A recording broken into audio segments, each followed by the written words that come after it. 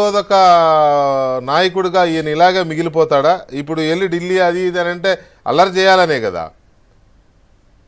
జనసేన ఎలా చెప్తుంది దాన్ని?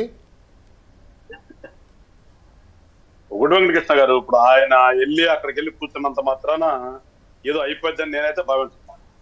ఎందుకంటే ఒక క్రెడిబిలిటీ ఉన్నటువంటి మనిషి చేస్తే కొంచెం ఆలోచిస్తారు, ఇన్ కేసు ఏదైనా జరిగిందా అక్కడ అనేది ఆలోచిస్తారు.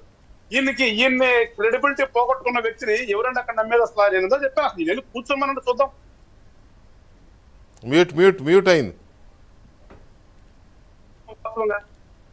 ఈయన ఎంతగా నాశనం చేశాడో ప్రపంచవ్యాప్తంగా చూసిన తర్వాత ఈయన వెళ్ళి కూర్చుంటే ఇక్కడ ఆంధ్ర రాష్ట్రం ఏదో అయిపోద్ది అనుకునేది మేమైతే అనుకోవట్లేదండి. నేను ఒకటి మాత్రం చెప్తున్నాను వాళ్ళకి, మేము ప్రజాస్వామ్యం తెలిసిన వాళ్ళమి, ప్రజాస్వామ్యం అంటే ఏంటో తెలుసు, ప్రజాస్వామ్యంలో అధికారం వచ్చినటువంటి పార్టీ పాత్ర ఏంటో, ప్రతిపక్షంలో ఉండే పార్టీ పాత్ర ఏంటో తెలిసిన వాళ్ళం కాబట్టి ఇప్పటికీ కూడా ఆయనకి గౌరవిస్తున్నాం.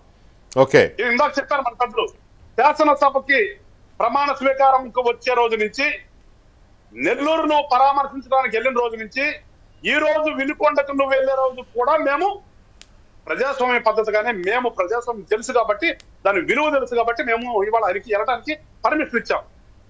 ఇదే కంటిన్యూ చేస్తే మళ్ళా కనుక ఇట్లాగే రిపీట్ చేయాలని కనుక ఈయన కనుక ప్రయత్నం చేస్తే ఖచ్చితంగా ఈయన ఆ తాడేపల్లికి నివాసానికి పరిమితం అవ్వాల్సి వస్తుంది. లేదంటే ఇంకోటి కూడా అంటున్నారు, అసలు ఈయన ఇక్కడ ఉండేది లేదు. ఇప్పుడు ఆల్రెడీ 2 నెలల్లో 2 సార్లు పోయించారు కదా బెంగళూరు వెళ్ళిపోవడం కోసం ఈయన ప్రయత్నాలు చేసుకుంటున్నాడని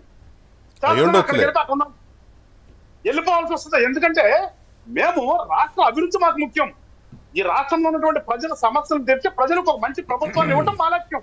ఈ రాష్ట్రంలో ఉన్నటువంటి యువతకి బంగారు భవిష్యత్తు ఏ రకంగా కల్పించాలని చెప్పేసి ఒక ఆలోచనతో ఇవాళ ప్రభుత్వం నడుస్తుంది. వాళ్ళందరూ కూడా దినకరగా చెప్తారు, కింద స్క్రోలింగ్ వస్తుంది, ఎజెండా తయారు చేయండి అని. అది మా కూటమి యొక్క ఆలోచన విధానం.